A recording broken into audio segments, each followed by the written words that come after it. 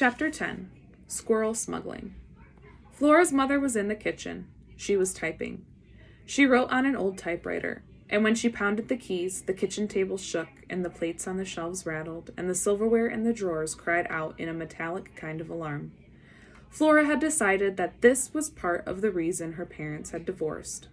Not the noise of the writing, but the writing itself, specifically the writing of romance. Flora's father had said, "I think that your mother is so in love with her books about love that she doesn't love me anymore." And her mother had said, "Ha! Your father is so far off in left field that he wouldn't recognize love if it stood up in his soup and sang." Flora had a hard time imagining what love would be doing standing in a bowl of soup and singing, but these were the kind of idiotic words her parents spoke. And they had said the words to each other, even though they were pretending that they were talking to Flora. It was all very annoying. "What are you doing?" her mother said to Flora. She was sucking on a Pitts or Pop. It made her words sound rocky and sharp-edged.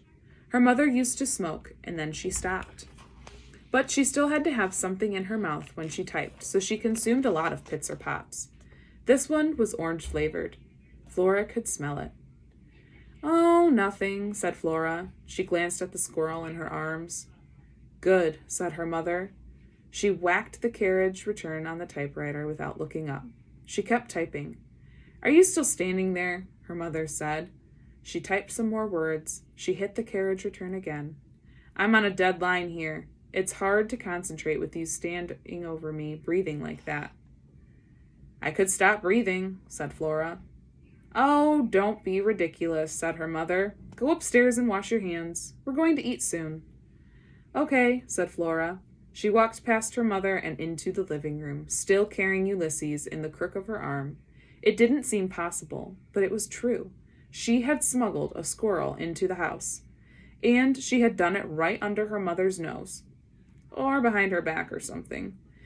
In the living room at the base of the stairs, the little shepherdess lamp was waiting, a pink-cheeked smirk plastered on her face. Flora hated the little shepherdess. Her mother had bought the lamp with her first royalty check from her first book, On Feathered Wings of Joy, which was the stupidest title for a book that Flora had ever heard in her life.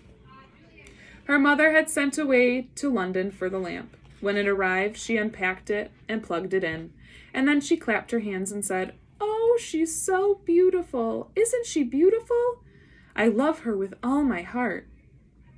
Flora's mother never called Flora beautiful. She never said that she loved her with all her heart. Luckily, Flora was a cynic and didn't care whether her mother loved her or not. "I think that I will call her Mary Ann," her mother had said. "Mary Ann," said Flora. "You're going to name a lamp?" "Mary Ann, shepherdess to the lost," said her mother. "Who's lost exactly?" said Flora. But her mother hadn't bothered to answer the question. "This," Flora said to the squirrel, "is the little shepherdess. Her name is Mary Ann. Unfortunately, she lives here too."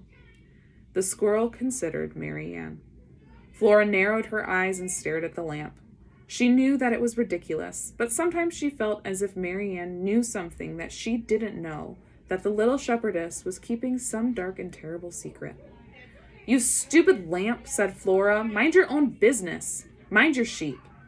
Actually, there was just one sheep, a tiny lamb curled up at Mary Ann's pink-slippered feet.